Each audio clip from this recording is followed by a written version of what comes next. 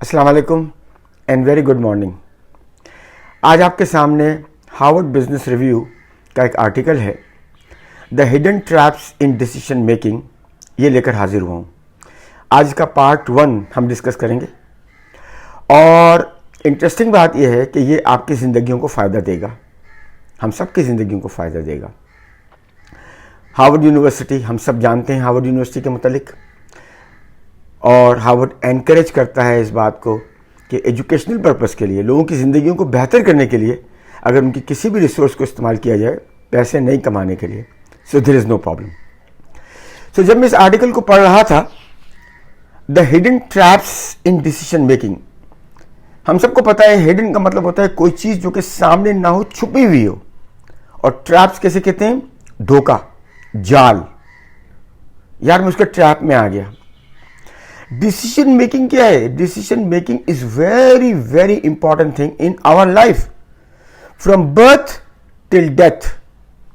सारी जिंदगी में मुख्तलिफ किस्म के हम डिसीजंस लेते रहते हैं, और इन डिसीजन को हमने अगर समझदारी से नहीं लिया तो हमें नुकसानात होते हैं। ये जो आर्टिकल है ये जनवरी 2006 में पब्लिश हुआ। हार्वर्ड बिजनेस रिव्यू इनका एक मैगजीन होता है वहां पर, and this article was written by John S. Hammond, Ralph L. Kenney and Howard Raifa। तो सबसे पहले एप्रिसिएशन है इनके लिए कि इन्होंने दुनिया के इंसानों के लिए सोचा और इन्होंने ये आर्टिकल पब्लिश किया। मैं आज आपके साथ बात करूंगा इस आर्टिकल के फर्स्ट पैराग्राफ के मुतालिक ओनली, छोटा छोटा, आहिस्ते आहिस्ते, ठीक है ना। Will go in baby steps. 8 pages हैं इसके और आप थक ना जाएं, लिहाजा मैं आज फर्स्ट पेज के फर्स्ट पैराग्राफ पर बात करूंगा। वो ये कहता है कि जब कभी हम कोई डिसीजन ले रहे होते हैं तो हम इस बात को मद्देनजर रखते हैं कि इसके आने वाले असरात क्या होंगे हमारे डिसीजन के। जो भी डिसीजन हम लेंगे, उस डिसीजन लेने के बाद या तो जिंदगी में खुशियों की बारिश या फिर मसाइल का सामना। तो डिसीजन लेते वक्त हमें यह पता होना चाहिए कि इसका जो आउटकम है, अगर वो बेहतरीन आएगा तो जबरदस्त बात हो जाएगी। लेकिन चूंकि ट्रैप्स होते हैं, and due to those traps sometimes we take a decision which we think that we have taken a right decision. वो डिसीजन जो हम ले रहे होते हैं, हम समझते हैं कि वो सही डिसीजन लिया, लेकिन बुनियादी तौर पर वो सही डिसीजन नहीं होता है। तो वो लोग कौन से होते हैं जो इन डिसीजन को लेते हैं? तो इस आर्टिकल में इन्होंने तमाम मैनेजर्स को या इंडिविजुअल्स को, मैनेजर्स का मतलब ये हो कि मैनेजर्स इन द टीम, और इंडिविजुअल मैं मुनव्वर हमीद मंगल वाला, इंडिविजुअल कैपेसिटी में अगर कोई डिसीजन लेता हूं, तो जनरली लोग डिसीजन 3 तरीके से लेते हैं। ये 3 टाइप्स ऑफ मैनेजर्स होते हैं। पहले किस्म के लोग कौन से होते हैं? पहले किस्म के लोग होते हैं कॉशियस टू ए फॉल्ट।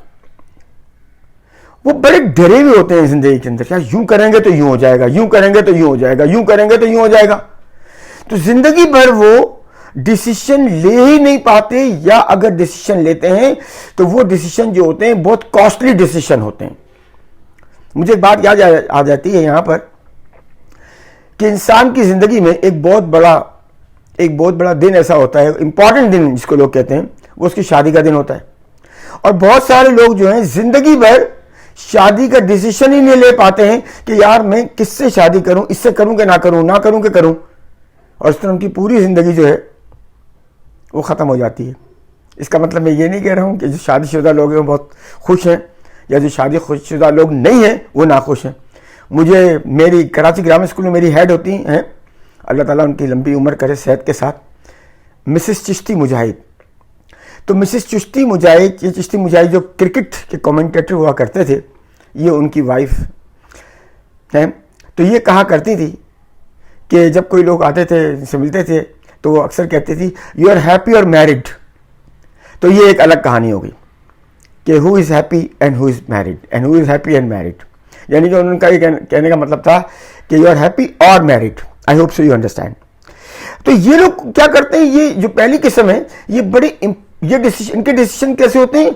इनके डिसीजन होते हैं जनाब आली सोचते रहते हैं ये, और उस सोचने में या तो ये बिल्कुल डिसीजन नहीं ले पाते या फिर वो कॉस्टली डिसीजन लेते हैं। To apply for a visa for example, तो उनके जहन में होता है हाय मैं रिजेक्ट हो जाऊंगा, और to take an aptitude test GRE का या GMAT का, तो मैं तो फेल हो जाऊंगा या नहीं होऊंगा। कोई फियर्स होते हैं उनके उनके उनके हार्ट में, उस फियर्स की वजह से वो डिसीजन नहीं ले पाते। अच्छा, दूसरे किस्म के लोग कौन से होते हैं? ये ओवर कॉन्फिडेंट होते हैं। ये वो लोग होते हैं जिनके पास जो अंडर एस्टिमेट कर रहे होते हैं चीजों को, यानी कि अंडर एस्टिमेट कर रहे हैं रेंज ऑफ पोटेंशियल आउटकम्स को। उनके पास बहुत सारे चॉइसेस होते हैं, बहुत सारे डिसीजन को लेने के यानी कि रास्ते होते हैं, but they do not take the decision because of, वो कहते हैं नहीं ये बेकार है, this is not worthy, it's without worth. तो जब वो इस तरह की सिचुएशन लेते हैं, इस तरह की सिचुएशन होती है, तो भी रिजल्ट जो है वो डिजायर्ड रिजल्ट वो हासिल नहीं कर पाते। इसके अलावा जो तीसरी किस्म के मैनेजर्स या इंडिविजुअल्स होते हैं, मैंने बहुत से इंडिविजुअल्स भी देखे हैं, ये वो लोग होते हैं जो दरअसल पास्ट की जिंदगी में रहते हैं और पास्ट की बुनियाद पर टुडे को डिसाइड करना चाहते हैं। पास्ट की बुनियाद पर, on the basis of past, they want to decide all outcomes of today. ऐसा कैसे हो सकता है? देखिए, मैं हमेशा एक बात कहता हूं, past you can not change, क्योंकि जो हो गया सो हो गया। हाँ, you can just learn from past, but you can not change your past. Future is not in your hand. The people who try to control the future in present बहुत बड़ी बेवकूफ़ी करते हैं। हाँ, प्लान जरूर करना चाहिए, प्रेजेंट में रहकर फ्यूचर को कंट्रोल ना करें। मिसाल के तौर पर मैं अगर ये सोचूं कि भाई आज शाम को मेरे साथ एक हादसा हो जाएगा, I am a long distance runner, मैं दौड़ने पे जाता हूं, तो आज जनाब अली जब मैं जाऊंगा तो मैं अगर बाइक पर गया तो बाइक स्लिप हो जाएगी, मेरा सर फट जाएगा, मैं मर जाऊंगा। तो इसका मतलब ये हुआ कि मैं तो घर से निकल ही नहीं पाऊंगा। प्लान करें, कंट्रोल ना करें फ्यूचर को प्रेजेंट में लेकर, प्रेजेंट को अच्छा करें, it will become your future. तो ये कौन से लोग होते हैं? ये वो लोग होते हैं जो अपनी मेमोरीज की बुनियाद पर क्या करते हैं, ये प्रेजेंट को देखना चाहते हैं और ये चाहते हैं कि वो जो पास्ट के डिसीजन थे वो प्रेजेंट में एप्लीकेबल हों। ऐसा थोड़ी होगा, ऐसा नहीं होगा। दुनिया हर सेकंड पे चेंज हो रही है, हमें ये बात पता है। तो इन तीनों ऑथर्स ने, जिनका मैंने आपसे नाम लिया, इन तीन ट्रैप्स को, तीन किस्म के लोगों को, ट्रैप्स तो बहुत से, इन तीन किस्म के लोगों को डिस्कस किया है इस आर्टिकल में।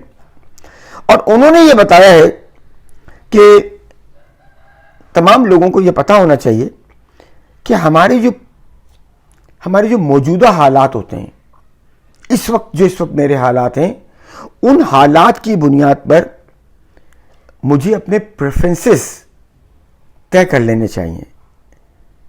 और डेफिनेटली जब मैं उन प्रेफरेंसेस की बात करूंगा तो मुझे इन्वेस्टमेंट करनी पड़ेगी, investment in time and investment in money.